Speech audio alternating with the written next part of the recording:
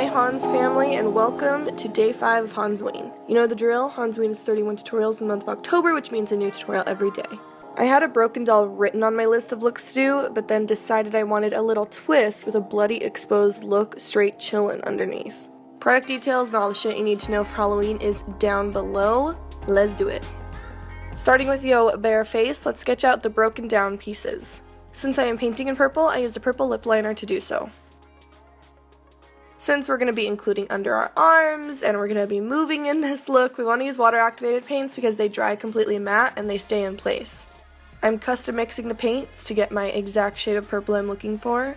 And the great thing about these paints is that you can just use a wet paper towel if you do want to wipe some off to rearrange kind of the shape that you created.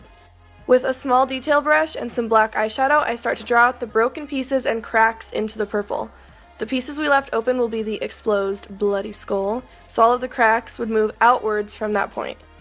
It's good to start out with a few long cracks first and draw the little cracked pieces between these long lines. Jesus, Jordan, say crack one more time! It's even a good idea to look at a reference picture of some broken china to see exactly how they would move realistically.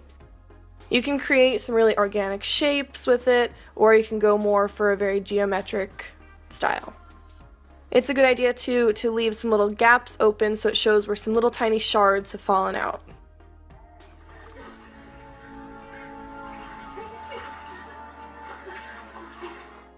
Now I'm just going to draw out where I'm going to have the chest portion of my body, kind of like a mannequin style shape, and then I'm going to draw out where I'm going to have my arm meeting. Our little shoulders would be joints where it's connecting our arm and our little chest together.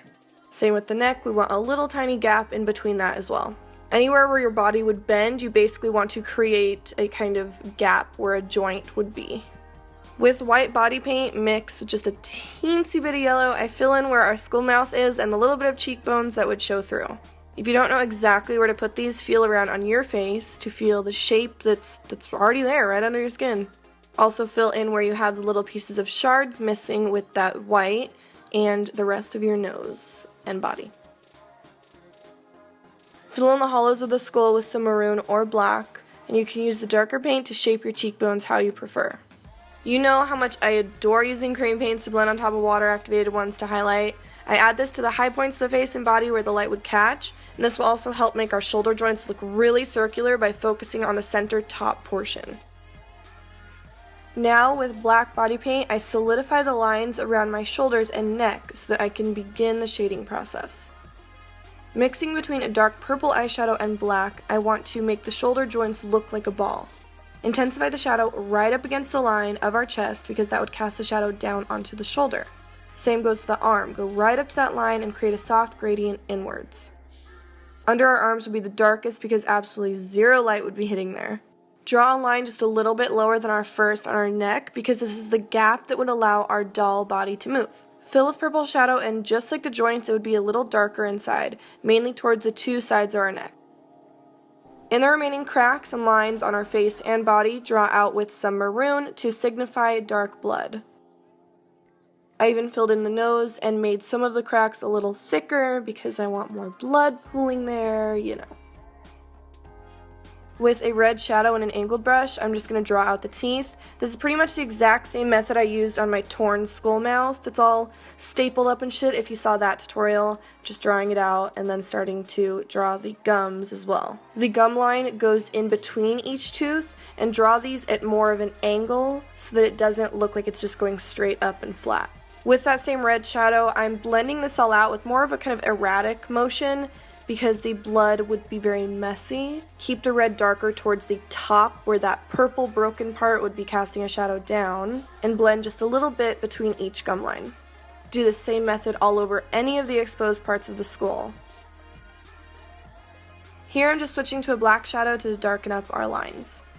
Put this in the same kind of erratic motions as before, but it's like a controlled chaos. Focus only on the areas that would recede back. The top of the skull mouth, including the gum line, would be extremely dark, as well as anywhere that has the broken pieces leaving a shadow underneath them. The nose holes would be super dark, they're complete holes, so I decided that the red was a little too light, added black there too. A good rule of thumb to remember is that when there's a really deep shadow, there's usually a highlight kind of, hiding nearby. So I want to use cream paint to highlight all of the little broken pieces. This will in turn make these pieces look raised, which is the effect we are looking for. Focus it right up against the line of the shadow though. You don't want to highlight the entire piece. Add a little bit of white highlight to the front teeth, just the front, so it looks a little more curved. And added black shadow to just the crease of the eyes. I darkened it with a little bit of black. I wanted it there just to make it a whole cohesive look. You can do whatever eye look you choose. Add a little bit of white cream paint right underneath the eye and to my waterline, because you want to look a little more doll-ish. And bring that black and purple shadow underneath that to create the illusion that the white is in our eye. I popped on 2 pairs of these sugar pill lashes. These are the perfect doll lashes. They look pretty creepy too.